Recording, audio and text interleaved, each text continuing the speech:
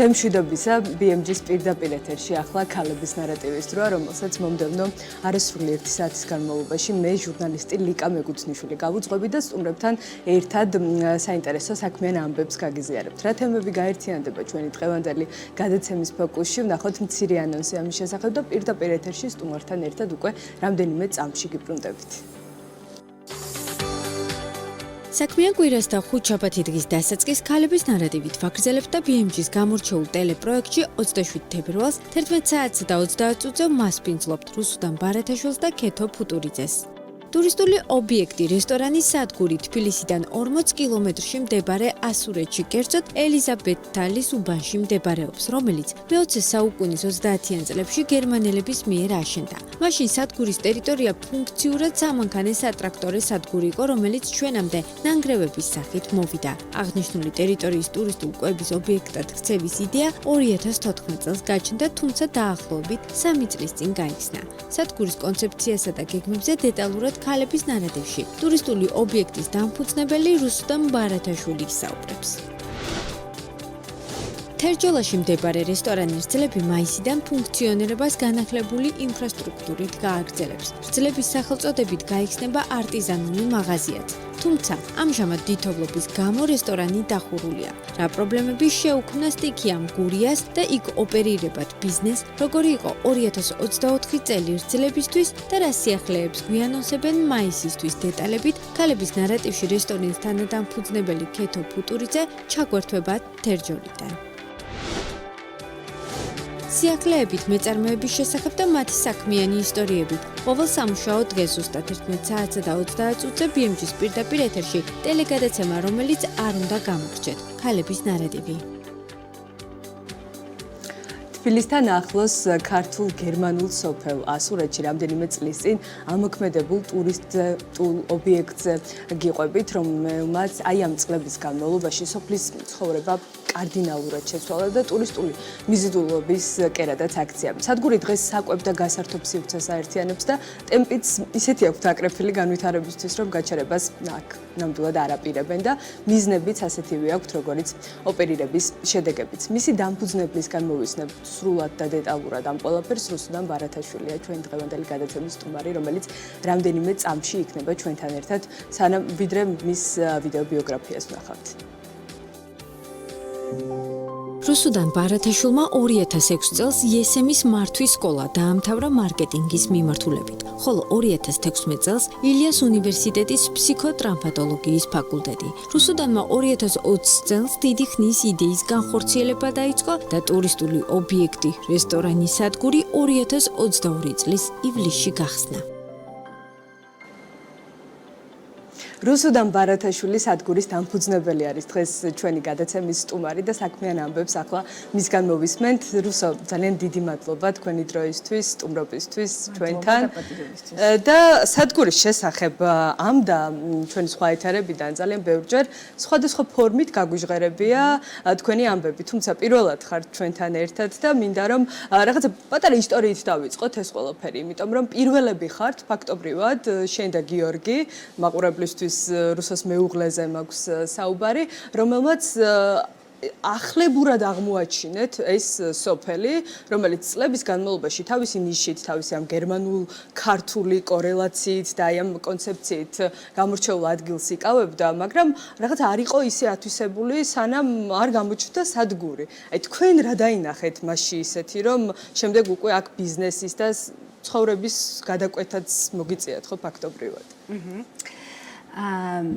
მე და გიორგი ცხოვრობდით ჰოლანდიაში და ცხოვრობდით ესე რომ კვირის დღეებში მუშაობდით, სწავლობდით და შაბათს და კვირას დავდიოდით ხოლმე სხვადასხვა პატარა ქალაქებში და პატარა სოფლებში ჩვენს შვილთან ერთად და იქ შეგვეძლო რომ ესე გავსულიყავით ქალაქიდან, დრო გაგვეტარებინა პლაცზე, ანუ მოედანზე სოფლის დაგვეგემოვნებინა იქაური დავშად ყველი, მოგვესმინა ცოცხალი მუსიკისთვის და ძალიან მოგწონდა ესეთი აქტივობები.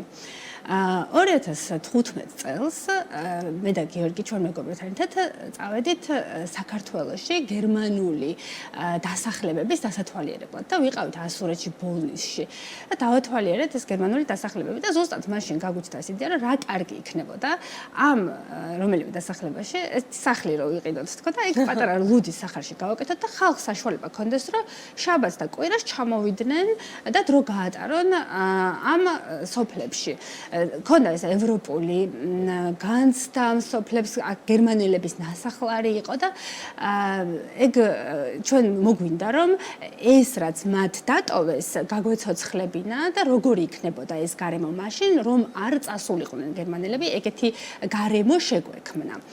და ეს გავახორციელეთ ჩვენ თვითონაც ყოს 3 შვილი და სულ გქონდა ხოლმე ეს ფიქრები რომ შაბათს და კვირასაც წავიდეთ უცებ როდესაც გასვლა გინდა ბავშვებთან ერთად მეგობრებთან ერთად ისე რომ ბავშვები თავისთვის ერთობოდნენ დარბოდნენ თამაშობდნენ და შენს მეგობრებთან ერთად მაგალითად იჯდე საუბრობდე ჭამდე სვამდე და თან მუსიკას უსმენდე ეგეთი სივრცეები ნაკლებად იყო ფაქტობრივად საჭიროება გიბიძგათ რომ მოდი ახლა ამ დეფიციტს ჩვენ შევავსებთ ხო და ვიპოვეთ ეს ადგილი რომელიც არის ნამდვილი სადგური ეს არის ავთენტური სადგურის შენობა გერმანელების მიერ აშენებული 20-იან წლებში, ამ წინა საუკუნის 20-იან წლებში და იყო ეს დაანგრეული ფაქტიურად დაშენებები ქონდა კომუნისტების დროს გაკეთებული ეკალბარდები იყო და შევუდექით ამ სადგურის შენობის და ეზოს მოწესრიგებას ქონდა გრანტი UNDP-ის რომელიც დაგვეხმა ესე ვთქვათ წიხლი გვკრა რომ ეს საქმე გვეკეთებინა გაგვეკეთებინა დაგვეწყო ესე იგი ევროპული პროექტი ევროპული ზურგით დაიწყეთ ასე გამოვიდა ხო დავიწყეთ 20 წელს ამისი კეთება და 2022 წლის 2 ივლისს ქონდა დედლაინი ასევე UNDP-ისთვის უნდა გაგვეხსნა პატარა ლუდის ბაღი იყო მაშინ სადგური ეზო რომელიც ეხლა ნაწილია იმ ეზოსი რომელიც ეხლა არის და პატარა კაფე ალბათ ჩვენ მომხმარებლებმა მაიციან პირდაპირ ამ სადგურის ავთენტურ შენობაში გათავსებული პატარა კაფეც არის ამის შემდეგ განვავითარეთ გავხსენთ 22 წლის 2 ივლისს და შემდეგ დავიწყეთ უკვე განვითარება. მაგრამ სანამ განვითარებას დავიწყებდით, დავინახეთ, რომ გავხსენით იმ დღეს მეგობრები დაუპატიჟეთ. ასევე Facebook-ზე გავაკეთეთ ივენთი და ვიღაცები მოვიდნენ, მაგრამ ბევრი ხალხი არ მოსულა, მარტო მეგობრები იყვნენ და ნაცნობები იმ დღეს. მაგრამ მეორე დღეს რო ჩავედით, ხალხი მოდიოდა და მოდიოდა. ანუ ინტერესი გამოიწვია ძალიან დიდი გერმანულმა სოფელმა ასურეთი ძალიან ლამაზი სოფელი არის თავისი ეკლესიით, სასაფლაოთი, გერმანული ესთეტიკით, ეს სახლები და ქუჩა არის გერმანული. შეგიძლია ჩამოხვიდე, გაატარო დრო, ველოსიპედებით იარო, იმიტომ რომ გზებიც კარგი არის. არის იქ ძველი მარანი, იქ ცუდი გზა არის, მაგრამ თუ მაღალი გამოვლობის მანქანით ხარ, შეგიძლია ის მარანიც ნახო. ბევრი სანახავია და ირგვლივაც ბევრი სანახავია. ძალიან ლამაზი და კარგი ადგილია, რომელიც თითქოს არ იყო დაფასებული და აღმოჩენილი მანამ სანამ ჩვენ არ დავიწყებდით ამაზე ლაპარაკს. ეს თვითდინებით მოვიდა რუსა ეს ხალხი, რომელიც აი განსაკუთრებით ახლა შემოდგომაზე ნაკარც თუ გადავხედავთ ხოლმე სულ სავსეა შაბათ-კვირის პერიოდში მით უმეტეს ეს დატვირთულობა შეიგრძნობა და თან თუ ფესტივალი ემთხვევა ხო საერთოდ აი რამ გამოიწვია ის რომ აი ამ 2 წლიანმა პერიოდმა ეს ნაკადი შეინარჩუნა კი არა და გაზარდა თუ აი ამაზე რაღაცა დამატებით მარკეტინგული ღონისძიებები გაატარეთ ამ მიმართულებით ესე იგი მე თვითონ მართავ Facebook-ის გვერდს და Instagram-ის ეს არის ერთადერთი არხი და ასევე აი თქვენი ინტერესი მაგალითად რამდენჯერმე როგორც ახსენეთ დასაწყისში რომ თქვენ დაგაინტერესათ იყო რამოდენიმე მედია საშუალების ესე იგი ინტერესიც აი ესეთმა პატარა სიუჟეტებმა და ინტერვიუებმა ძალიან გვეხმარება ეს და პლუს ეს Facebook-ის და Instagram-ის გვერდი, რომელსაც ძალიან დაბალი ბიუჯეტი აქვს. ვდებთ ხოლმე ღონისძიებები, რაც გვაქვს, ივენთები, მაგრამ მე გეტყვი რა მგონია. თვითონ გარემო, რომელიც იქ არის ძალიან ავთენტური გარემო. არაფერი თითქმის არ შევცვალეთ. რაც გავაკეთეთ, იყო რომ ჩვენ აღვადგინეთ ის, რაც დაგხვდა. შევეცადეთ, რომ შეგვენარჩუნებინა ყველაფერი, კედლები, ფანჯრები, მწვანე ფანჯრები აქვს და ეს მწვანე ფანჯრები იყო და იმიტომაც აქვს ეხლაც ეს მწვანე ფანჯრები. კრამიტი, რითაც გადახურული არის სადგური, არის გერმანელების გამომწვარი კრამიტი. თვითონ ეს კულინარიული ნაწილიც საჭმელიც იქვე მოვიძიეთ რა იყო შემორჩენილი გერმანელებისგან, მაგრამ ნემენცური, რასაც იქ შეძლებთ რომ დააგემოვნოთ, არის გერმანელების დატოვებული საჭმელი და იქ ყველა ვინც იქ მუშაობს არის იქაური ადამიანი, რომელსაც ახსოვს ან ვიღაც ვინც დარჩა გერმანელების გადასახლების შემდეგ ან გადმოცემით იცის რაღაცეები, აი კულტურული, ასე ვთქვათ, ჩვეულებები, რომელიც ამ გერმანელებს ჰქონდათ. ღვინო, რომელსაც სადგურში დალევთ, არის შალა, რომელიც გერმანელებმა გააკულტურეს, ოტოშალი იყო ეს ადამიანი, რომელსაც გააკულტურა შალა და დაამზადა მშრალი წითელი ღვინო, რომელიც დღეს შეგიძლია სადგურში დალიო. და ვცდილობთ რომ ეს რაც იქნებოდა მაგ იმ შემთხვევაში თუ გერმანელები არ წავიდოდნენ ეს კულტურა შევინარჩუნოთ და შემდეგ გავუზიაროთ ადამიანებს და მგონია რომ ეს ავთენტურობა და ეს განსხვავებულობა ესეთი ადგილი საქართველოში სხვა არსად არ არის. ხო, აი ამ ნიშას იკავებთ ესე იგი მყარად. მოსწონთ ადამიანებს და შევუყვარდით ზოგ ჩვენ მომხმარებლებს უყვართ მოდიან ერთხელ როდესაც მოვლენ მეორეჯერაც მოდიან და მოსწონთ ასევე არის ძალიან ადამიანური და შინაურული გარემო. ის ადამიანები რომც იქ მუშაობენ იქაურები არიან და ამ გარემოს თვითონვე ქმნიან რომ ძალიან ოჯახური შინაურული გარემო არის და თავისუფლად გრძნობენ ადამიანები თავს. წავსე ვისაუბრებთ აუცილებლად და მინდა რომ რაღაცები წლის კონტექსტშიც მიმოვიხილოთ ეს ყველაფერი სიახლეებით, თავისი არ ვიცი გამოწვევებით როგორი იყო თქვენთვის სადგურისთვის 2024 წელი როგორ დაიხურა. ესე იგი, კარგად დაიწყო და რა თქმა უნდა, ქვეყანაში მიმდინარე მოვლენები ძალიან დიდ გავლენას ახდენს სადგურზე და ბოლო დავუშვათ ნოემბერი და დეკემბერი არც ჩვენს მომხმარებელს არ ქონდა განწყობა შესაძლებელისი და ჩვენც არ გქონდა შესაძლებელისი განწყობა, რომ დავუშვათ ზეიმები გქონოდა. თუმცა დაგეგმილი გქონდა დეკემბერში, რომ საშობაოდ და სახელმწიფოდ დიდი ზეიმები გქონოდა და ეგ არ გავაკეთეთ კორპორატიულები და შესაბამისად რამდენად იმოქმედა ბიზნესზე, ძალიან იმოქმედა, როგორც აი რიცხვებში გამოხატულ ძალიან იმოქმედა ბიზნესზე ფაქტიურად დეკემბერში ძალიან ნოლამდე იყო დასული აქტივობაც და ასე შემდეგ და რაც ძალიან მტკივნეული არის ესეთი პატარა ბიზნესებისთვის როგორიც არის სადგური და ჩვენთვის ძალიან მტკივნეული იყო. თუმცა სანამ ეს ამბები მოხდებოდა, მანამდე დიდი ამბები გვქონდა, მაგალითად გავაკეთეთ მასშტაბური ოქროს ფერფესტი, რომელიც მთელი სექტემბრის განმავლობაში, 3 შაბათ-კვირის განმავლობაში იყო და 100%-იანი დატვირთვა იყო. რამდენი კაცი მიიღეთ დაახლოებით, აი რა ნაკადზე არის საუბარი აი ამ პერიოდის განმავლობაში? დღეში 300 კაცი იყო, რომელიც 300 ცოტა მეტი ადამიანი იყო, რომელიც დადიოდა ამ ოქროს ფერფესტების განმავლობაში, როცა სულ დატვირთული იყო მუსიკა, ხიარულება, ლუდი, საჭმელი, მეგობრების ნახვა და ძალიან კარგ დროს ატარებდნენ. ეს ევროპული რაღაცა სოციუმი იკვრებოდა ყოველ შაბათ-კვირას თქვენთან.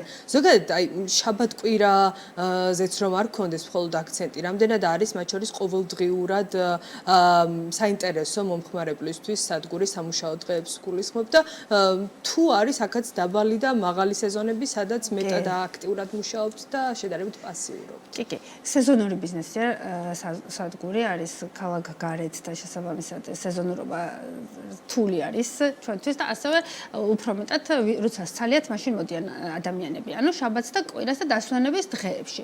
თუმცა შუა კვირაშიც არის აქტივობა, მაგალითად მოდიან ხოლმე თბილისთან ძალიან ახლოს არის, თბილისთან როცა გახვალ სადღაც 25-30 წუთი გჭირდება მანქანის გზავრობა და გზა ძალიან კარგია და ბოლო პერიოდში შემჩნევა რომ ლანჩზე მოდიან ხოლმე ადამიანები რომლებიც აი ცოტა აღმოსავლეთ მხარეს ქალაქის აღმოსავლეთ მხარეს მუშაობენ და ძალიან ცოტა დროს ანდომებენ ხო რა დაახლოებით რა მანძილზე არის ნახევარი საათი წინ ნახევარი საათი უკანა თუ გაქვს საათი ნახევარი 2 საათი შეგიძლია რომ მოხვიდე შუა დღეს აი რუსო როგორ მიმდინარეობს ახლა ის მძიმე დეკემბერი და ნოემბერი ახსენეთ და თუ დაიწყო უკვე რეაბილიტაციის პროცესი ბიზნესმაც რაღაცა აღდგენის დინამიკა რამდენად იკვეთება? ჯერ არ იკვეთება.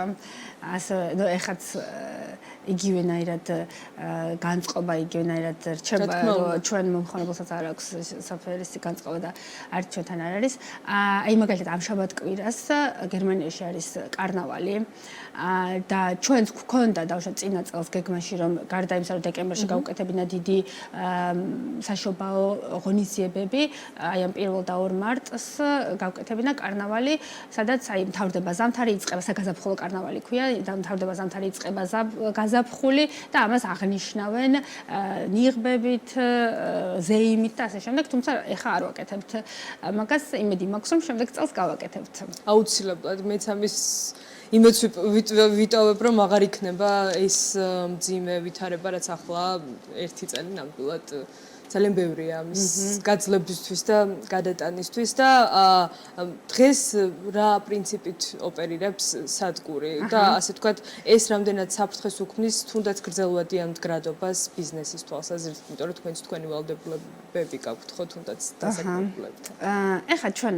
ვუყურებთ სადგურს როგორც დღეს ჩვენთვის არის სოციალური პროექტი ის რასაც სადგური დავუშვათ გამოიმუშავებს, როდესაც არის დატვირთული პერიოდი, ეს ყველაფერი ხმარდება ხოლმე იმ პერიოდში, როდესაც სადგური არ მუშაობს, აი მაგალითად ნაკლებად მუშაობს, აი დეკემბრიდან მოყოლებული, ან ნოემბრიდან მოყოლებული, როგორც ვართ.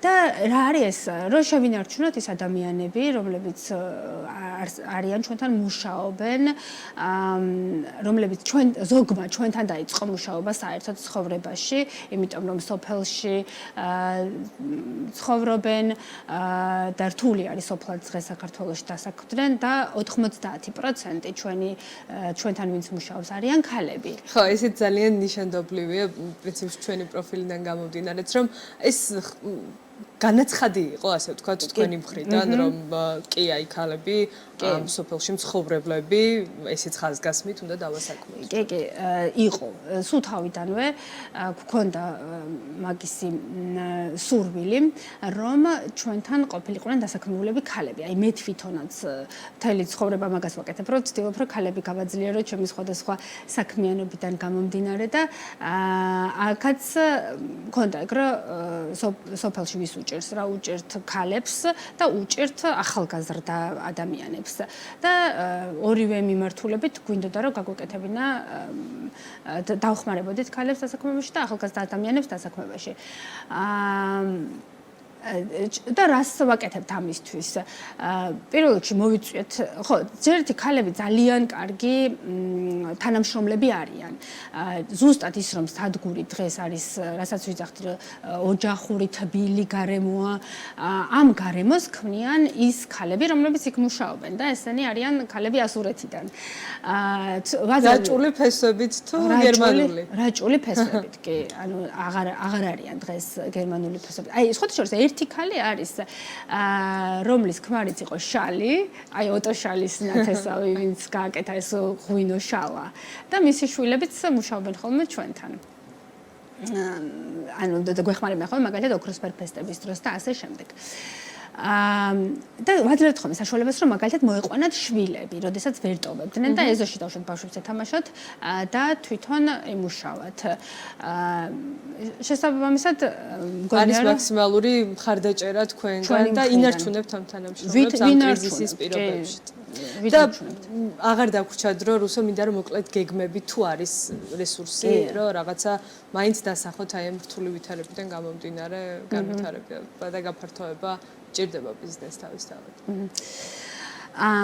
ჩვენ ვცდილობთ, რომ შევქმნათ დასარჩენი ადგილები ახლა და ასევე კომპანიებისთვის იყოს მიმზიდველი, რომ აქ გაკეთონ მაგალითად კორპორატიული ღონისძიებები. ამისათვის ვცდილობთ, რომ შევქმნათ ეგეთი სივრცეები სადგურში, მაგალითად კოტეჯი გვაქვს ახლა, რომელსაც ვაკეთებთ და რაც ძალიან მნიშვნელოვანი არის ის, რომ როგორც სადგური არის ავთენტური ადგილი, კოტეჯიც ეგეთი ავთენტური ადგილი არის. ეს იყო გერმანელებს აშენებული კოტეჯი არის, რომელიც ახლა გახდება დასარჩენი ადგილი. და ადამიანებს, რომელსაც მოუნდებათ, რომ ჩამოვიდნენ და დარჩნენ, საშუალება ექნებათ, რომ ეგრეც მოიქცნენ. აღარ იჩქარონ და მიიღონ თქვენთან მაქსიმალური სიამოვნება. როდის გაიხსნება კოტეჯი, ეს დავტოვოთ და დაგემშვიდობებით ამით. ზაფხულისთვის უკვე იქნება. ზაფხულში უკვე შეეძლებთ, რომ ასურეთში არ მხოლოდ ჩახვიდეთ, არამედ იქ დარჩეთ და მთელი ასე ვთქვათ შაბათ-კვირა და არ მხოლოდ შაბათ-კვირა გაატაროთ აი ამ არაჩვეულებრივ ადამიანებთან ერთად, იმ გუნდთან ერთად, ვინც ქმნიან იმ ატმოსფეროს და ინარჩუნებენ იმ ავთენტურ გარემოს, რაც შეიქმნა ძალიან ბევრი წლის წინ აქ. ძალიან დიდი მადლობა რუსუდან ბარათაშვილი, სადგურის დამფუძნებელი იყო ჩვენი სტუმარი. სიუჟეტს გიტოვებთ, სანამ რეკლამაზე გავალთ. მწვანე ბარათის გათამაშება ყოველ წელს ტარდება, სადაც გარკვეული ქვეყნის მოქალაქეებს უფლება აქვთ შეავსონ განაცხადი. რამდენიმე თვის შემდეგ შემთხვევითი შერჩევის პრინციპით ცხადდებიან გამარჯვებულები. კვალიფიცირებულ განაცხადებს სახელმწიფო დეპარტამენტი შემთხვევითობის პრინციპით კომპიუტერის საშუალებით შეარჩევს. თითოეულ რეგიონსა და ქვეყანაში გამოყოფილი ვიზების რაოდენობის მიხედვით. ამერიკის კანონმდებლობის თანახმად საიმიგრაციო ვიზები არ მიენიჭება იმ ქვეყნების მოქალაქეებს, საიდანაც მოქალაქეების მაღალი პროცენტი შედის ამერიკაში. კანონმდებლობის თანახმად ის ქვეყნებია, საიდანაც ბოლო 5 წლის განმავლობაში შტატებში საცხოვრებლად ჩავიდა. 50,000 ადამიანი არის, რომლებმაც მიიღეს ოჯახის და სამუშაო კატეგორიების ვიზები. მოკლედ, აი ამ ვიზებზე იქნება ახლა და ოქროს პასპორტებზე ჩვენი მომდევნო სიუჟეტი. მე კი რეკლამის შემდეგ დაგიბრუნდებით პირდაპირ ეთერში უკვე სტუმართან ერთად.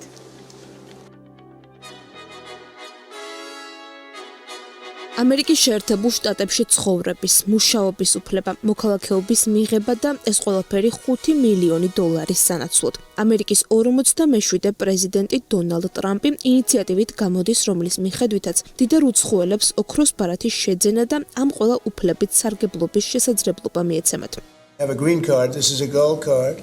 ვაპირებთ ოქროს ბარათები გავყიდოთ. ეს იქნება მწვანე ბარათის დამატებითი ვერსია, თუმცა $5 მილიონი ფასად. ჟურნალისტების კითხვაზე, რუს ოლიგარქებს შეეძლებათ თუ არა, რომ მსგავსი შეთავაზებით ისარგებლონ, ტრამპმა შემდეგი პასუხი გასცა.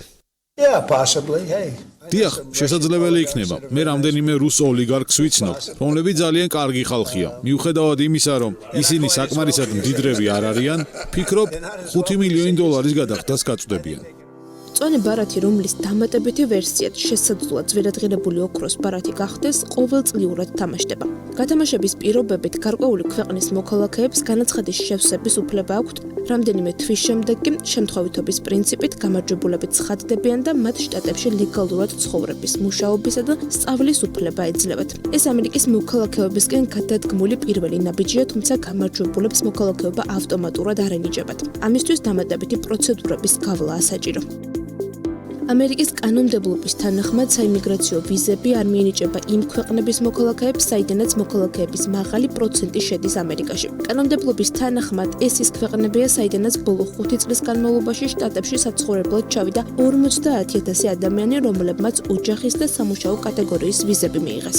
რაც შეეხება ოქროს ბარათს, რომლის ამოქმედებასაც ტრამპი აანონსებს. მსგავსი მექანიზმი ოქროს ვიზის სახელით მსოფლიოს ბევრ ქვეყანაში ფუნქციონირებს, მათ შორის ამერიკის შეერთებულ შტატებში. EB5 ვიზას სახელით, რომლის ფარგლებშიც უცხო ქვეყნის მოქალაქეს მინიმუმ $1,050,000 პირდაპირი ინვესტირებით ბიზნესში და 10 სრული განაკვეთის სამუშაო ადგილის შექმნით. ან დასაქმების დაბალი დონის ან სოფლად მდებარე რეგიონში მინიმუმ $800,000 ინვესტირებით შტატებში მუდმივი ბინადრობისა და მუშაობის უფლება ეძლევათ. 5 წლის შემდეგ კი მოქალაქეობაზე განაცხადის შეტანა შეუძლიათ.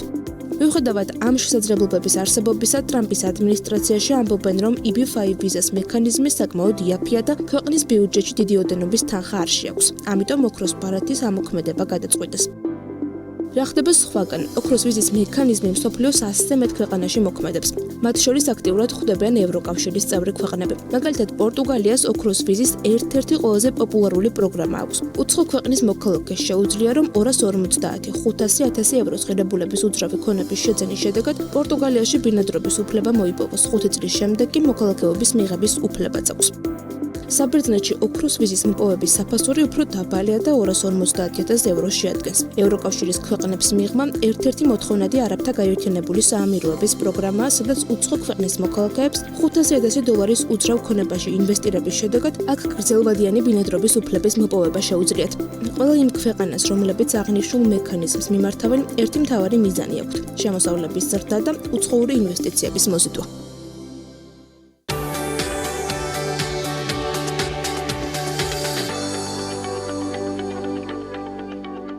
დავბრუნდით პირდაპირ ეთერში, ვრჩებით სტუმარ მასპინძლობის სფეროში და ამჯერად ასურეთიდან უკვე თერჯოლაში ვინაცვლებთ, სადაც ადგილობრივ თუ უცხოელ ვიზიტორებს გაზაფხული და რესტორანი რძლები განახლებული ინფრასტრუქტურით, თუმცა უცვლელი გემოთი და ხელწერით დახვდება. ქეთო ფუტურიძე რძლების თანადამფუძნებელია დღეს ჩვენი სტუმარი, რომელიც გვერდდება პირდაპირ ეთერში. ქეთო, მოგესალმები.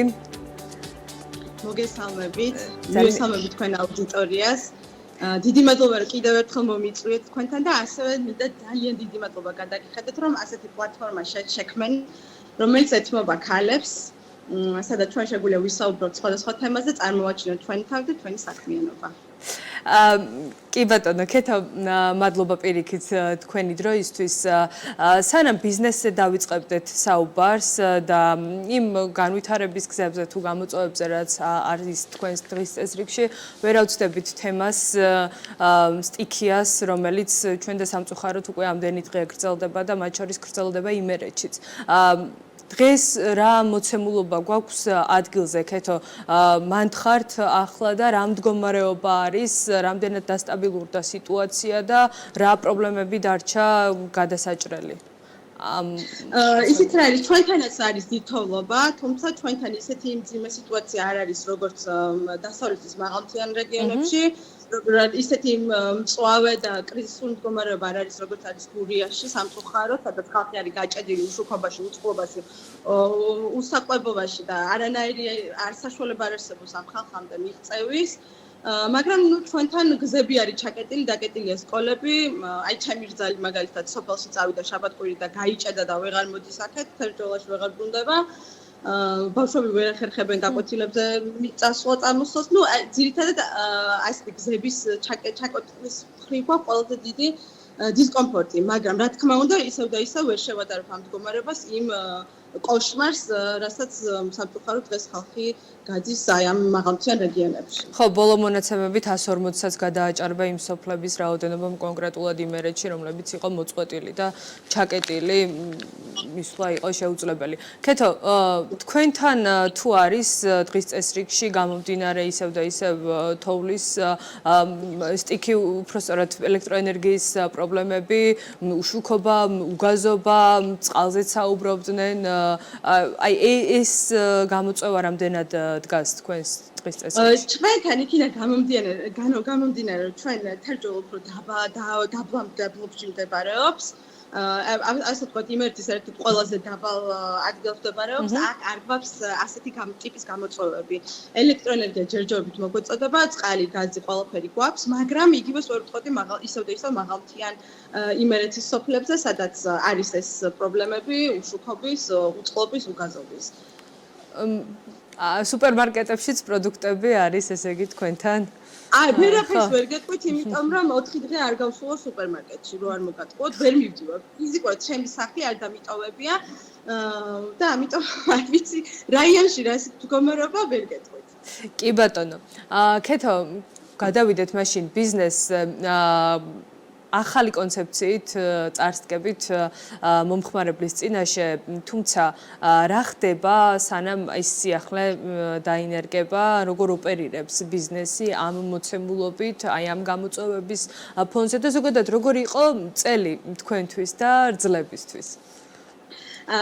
წინა გადაცემაში რომ მომიწვიეთ, სხვათა შორის ვისაუბრე, ზუსტად იყო შაშადი 2024 წლის სეზონის დასაწყისზე გავაკეთა პროგნოზი და უნდა აღვნიშნო, რომ ამ ყველანაირ მოლოდის გადააჭარბა წინა სეზონმა.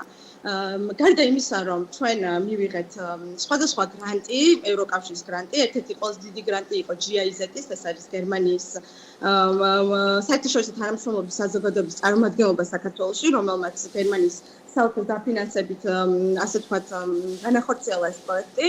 სხვადასხვა მეწარმეს საქართველოს სხვადასხვა რეგიონში დაუფინანსა სხვადასხვა ტექნიკა და აღჭურვილობა. ჩვენ ამ შემთხვევაში შევიძინეთ სულ ახალი სამზარეულო, რითიც საშუალება მოგვეცა გაგვეფართოებინა ჩვენი რესტორანი, კიდევ დაგვეხვეწა ჩვენი კერძები და კიდევ უფრო ახალი კერძები შეგვექმნა და შეგვეთავაზებინა სტუმრისთვის. როგორც უკვე აღნიშნე, გავფართოვდით, ბევრად უფრო დიდი რაოდენობის სტუმარი მივიღეთ 2024 წელს წინა წელთან შედარებით. ყავდა როგორც ადგილობრივი, ასევე სადღაც 60%-ით გაზრდილი სტუმარი უცხოეთიდან. და რაც ჩემთვის ყველაზე სასიხარულოა, სტუმრების ძალიან დიდი ნაწილი ჩამოდიოდა და გვეკითხებოდა, სად შეიძლება დარჩნენ თერჯოლაში. და ეს ძალიან მართლა მეამაყება, რომ ეს ჩვენი პატარა სამასპინძლო ობიექტი თერჯოლაში იქცა მთავარ ტურისტულ დანიშნულებად.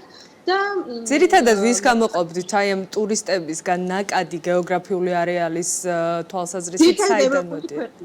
ძირითადად ევროპა, აი მაგალითად წელს ყავდა 25 სტუმარი დანიიდან, ოღონდ რესტორნიდან იყვნენ ჩამოსულები.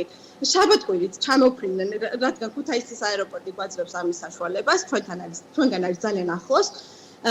ჩვენთან ჩამოვიდნენ მხოლოდ ლანჩზე, მაგრამ მთელი შაბათი-კვირა დარჩნენ ჩვენთან. იმდენად მოეწონათ აქაურობა. ჩვენს რესტორანში ჩვენთან ესენი იყვნენ ერთ-ერთი ცნობილი რესტორნის წარმომადგენლები და ძალიან აინტერესებდათ ჩვენი კულინარია, ჩვენი კერძები. შესაბამისად, აი ძირითადი ნაკადი მოდის დანიიდან, საფრანგეთიდან, იტალიიდან. აი ქეთო, გამომდინარე იქიდან რომ ახსენეთ ქუთაისის აეროპორტი, ამ ეფექტს როგორც ბიზნესი რამდენად გრძნობთ, გამომდინარე იქიდან რომ მათ შორის ქუთაისის სტუმარ-მასპინძლობის სექტორი სასტუმრო ბიზნესი ხშირად საკმაოდ სკეპტიკურად არის ხოლმე განწყობილი აი დადებითი ეფექტის მიმართ და აღნიშნავენ ხოლმე რომ დიდი წილი არ არის ათვისებული აი პოტენციალის რაც თუნდაც აეროპორტს უნდა მოქონდეს. აი თქვენ შემთხვევაში რა სურათი გვაქვს სახეზე? იცით რა არის? ამ ერთ-ერთი იმის თქმა შემიძლია, რომ ამ ეს კი ქუთაისში აეროპორტის საშუალებით იქიდან გამომდინარე რომ უამრავი პირდაპირ რეისი არის დანიშნული ევროპული ქალაქიდან შესაბამისად მე თუ შევადარებ შაშან წინდელთან და იმის წინდელთან შედარებით მართლა გაზრდილია ჩამოსული სტუმრების რაოდენობა ამ სტუმრებისგან მე პირადად მომისმენია რომ მათთვის არის ძალიან ხელსაყრელი ასე პირდაპირ მათი ქალაქიდან ქუთაისში ჩამოსვლა განსაკუთრებით მაშინ როდესაც იმერეთის რეგიონი არ არის ასე ვთქვათ ერთ-ერთი მთავარი დანიშნულება ტურისტული თვალსაზრისით აქამდე არ ყოფილა ძირითადად უფრო აღმოსავლეთით მიდიოდნენ ხოლმე ტურისტები შესაბამისად იმერეთი კიდევ ძალიან დიდი გზა გვაქვს გასავლელი იმისთვის რომ გაუმჯობესოთ ინფრასტრუქტურა შევქმნათ ისეთი ადგილები პირობები რომლებიც იქნება ხელსაყრელი მიმზიდველი ტურისტებისთვის შეიძლება ეს ფაქტორებიც დიდწილად განაპირობებდეს ქუთაისში ამ სფეროში დიდ უკმაყოფილებას. რადგან მინდა ვთქვა რომ ძალიან არ არის ძირითადად თავრობის მხრიდან მაინდამაინც დიდი მხარდაჭერა ჩართულობა ჩვენი რეგიონის განვითარებაში. ნუ ეს მე პირადად ჩემი გამოცდილებით თამამად ვისაუბრო ამ საკითხზე, იმიტომ რომ თუ რაიმე მხარდაჭერა ჩვენ განსაკუთრებით ქალმეწარმეებს ქონია გასტროტურიზმის მიმართულებით, ეს იყო ყოველთვის უფრო ძირითადად ევროპიდან და ევროპული და საერთაშორისო ორგანიზაციების მიერ ჩატარებული სხვადასხვა პროექტები და გრანტები. ხო და აი ეხლა პირდაპირ ჩემი კითხვაც ამაზე მიემართება, გამომდინარე იქიდან რომ მივიღეთ რუსული კანონი, გამომდინარე იქიდან რომ იყო 28 ნოემბერი და უარი ვთქვით ევროკავშირთან ინტეგრაციაზე 4 წლის ვადით და შემდეგ დაიწყო ის პროცესები, რაც დაიწყო. მათ შორის ეს იყო სიგნალი ძალიან ბევრი საერთაშორისო, მათ შორის დონორული ორგანიზაციისთვის, რომ საქართველოში შეეჩერებინათ საქმიანობა, გარკვეული ვადით დააპაუზეს პროექტები ან გადავადდა, ან საერთოდ გაუქმდა, მოკლედ ფაქტობრივად ყველა მიმართულებაში, აი ამ ნაწილში არის საკმაოდ მნიშვნელოვანი გამოწვევა. ქეთო, აი თქვენ შემთხვევაში ეს რამდენად მნიშვნელოვან პრობლემას ქმნის ზოგადად რამდენად დიდ გამოწვევას ბიზნესისთვის, როდესაც ეს ზურგი ეხსნება, რაც თქვენ გქონდათ თუნდაც აი ამ საერთაშორისო ორგანიზაციების სახით. ძალიან დიდ პრობლემას წარმოადგენს ეს ყველაფერი და აუცილებლად უნდა აღვნიშნო ის ფაქტიც, რომ წელს ჩვენ, აი ჩემ პირადი გამოცდილებით რომ ვისაუბრო, წელს ჩვენ უკვე ფაქტიურად დამტკიცებული რამდენიმე გრანტი მოგვეხსნა, ევროკავშირის გრანტი, სწორედ აი ამ პრობლემების გამო და აი ამ ბერკეტების გამო, რომელიც სახელმწიფოს შეუქმნა საერთაშორისო ორგანიზაციებს. და როგორ გამოვიდა, იცით, აი ავიძაღლით ივას არც თვითონ ჭამს, არც სხვა საჭმელს, თვითონ მთავრობა არაფერს არ აკეთებს იმისთვის, რომ თავის მეწარმეებს დაეხმაროს, მაგრამ არც საერთაშორისო ასე თქვა დახმარების გამოწვეულ ხელსაც და თანხმობას იძახის. შესაბამისად, ჩვენ გვექნება ძალიან დიდი პრობლემა, გარდა ამისა, ეხლა ჩვენ მხოლოდ სტუმარმასპინძლობის სფეროში მხოლოდ 2 წელია ჩართულები ვართ, მაგრამ ძალიან დიდი მრავალწლიანი გამოცდილება გვაქვს მეღვინეობაში და უსამართლობა იქნება უბრალოდ არ აღვნიშნოთ, რამდენად დიდი წვლილი აქვს თუნდაც ევროპას, თუნდაც ამერიკას, ამერიკულ ორგანიზაციებს და ევროპულ ორგანიზაციებს ღვინის სფეროს განვითარებაში და საერთოდ ქართული ღვინო, რომელიც დღეს ყოველთვის წარმოადგენდა საქართველოს სავიზიტო ბარათს, რომ არა ევროპის ბაზარზე რომ არ მოხვედრილიყო სათანადო დაფასობა არ ექნებოდა და არც ჰქონდა მანამდე.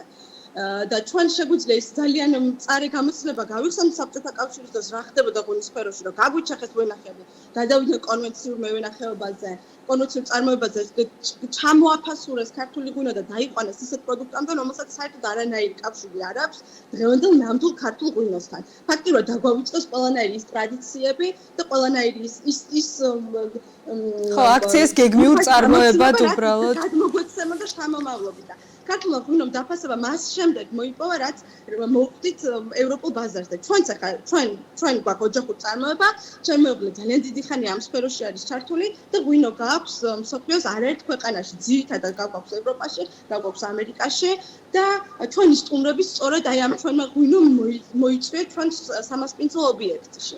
შესაბამისად, ასეთი ფაქტიურად მთავრობის მხრიდან ასეთი მავნებლობა არის ხელის შემშლელი ჩვენი საქმიანობისთვის. ძალიან გული მწყდება იმ ფაქტზე, რომ მრავალი მეწარმე ქალი ჩემ გარშემო რომ მოუწია მიეტოვებინა თავისი კარმიდამო, თავისი შვილები, თავისი წარმოება და გადახვეწილიყო ემიგრაციაში. იზულებით წასულიყო ემიგრაციაში, რათა ერჩინა თავისი ოჯახი. ნუ ეს არის და ძალიან ხდება გული, რომ ეს ჯოხი ძირითადად ხდება ქალებზე და ქალებზე რეგიონებში. იმიტომ რომ მათ მართლა არანაირი მხარდაჭერა არ აქვს მთავრობიდან, რათა აწარმოონ თავიანთი საქმიანობა. შესაბამისად, ნუ ეს არის ჩვენი ქვეყნის ყველაზე დიდი ტრაგედია და თან ჩვენი როგორც საქართველოს მოქალაქეების არ ვიცი როგორი თავარი მიზანი უნდა იყოს ის, რომ არავითარ შემთხვევაში არ დავთმოთ ეს ქვეყანა რუსეთის ლუკმად. იმიტომ რომ საქართველოს მომავალი ყოველთვის იყო და იქნება ევროპაში და მე პირადად აუცილებლად ვიბრძოლებ იმისთვის, რომ ჩვენ ქვეყანას ჰქონდეს უსრულდება, თავისუფლება და ევროპული მომავალი.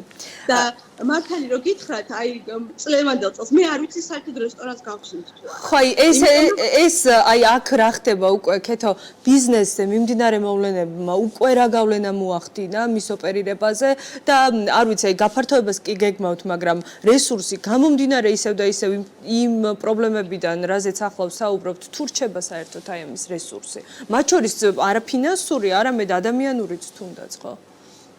კი ბატონო, როგორც უკვე აღნიშნა, ერთ-ერთი გრანტი, ევროკავშირის გრანტი, რომელიც აი შეფერხებული ახლა, ამის საშუალებით ჩვენ ძალიან დიდი მიზნები ჰქონდა, დიდი გათვლა ჰქონდა გაკეთებული, ამით უნდა გაგვემართა სისტემა ჩვენ რესტორანში, ელექტრონული სისტემა, რომელიც დაგვეხმარებოდა უკეთესად საქმიანობის უკეთესად წარმოებაში. შესაბამისად, ეს მომენტი ჩაგვივარდა და უკვე 2 თვეში რაც დაიწყო 2025 წელი 40% გაგვიუქმდა ტურისტების ჯავშნები. სწორედ გუშინაც მოგწერეს აგვისტო-ოქტომბერზე საკმაოდ დიდმა ჯგუფებმა ევროპიდან გაგვიუქმეს ჯავშნები, რაც უკვე ძალიან ცუდი ტენდენცია დამეთანხმებით 2 თვეში 40% შემცირება ჯავშნების ევროპული ბაზარი კიდევ უფრო სენსიტიურია, რომელიც პირველი რეაგირებს ყოველთვის აი ასეთ პრობლემებზე, რაც ხდება ახლა და არაერთმა ტურისტმა უკვე სხვადასხვა სექტორს სხვადასხვა ასე ვთქვათ ბიზნესს ამ სფეროში განუცხადა, რომ მათთვის აღარ არის საქართველოს უსაფრთხო, შეიძლება თქვენს მიმართაც იყო ეს გზავნილი მათი მხრიდან. კი ბატონო, სწორედ ეს ყველაფერი ხდება არა იმიტომ, რომ სიტყვაზე არ ვიცი, დისოლობა არის საქართველოს, ხდება იმიტომ, რომ კრიზისია, პოლიტიკურად არასტაბილური მდგომარეობა არის. გარდა ამისა, აი სულ ყველაფერს თავი დავანებოთ, ახლა დღეს ყველაფერი ჩანს უკვე, ხო, როგორ ძალადობს პოლიცია მშვიდობიან მოქალაქეებზე.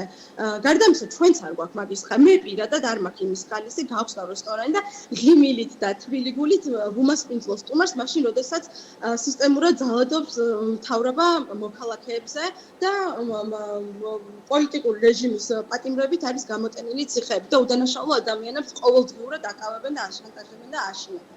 შესაბამისად, აი არ ვიცი, უბრალოდ ასეთ მდგომარეობაში მე არ ვიცი რანაირად უნდა მოვახერხოთ წარმატებით და ესე უბრალოდ ღიმილით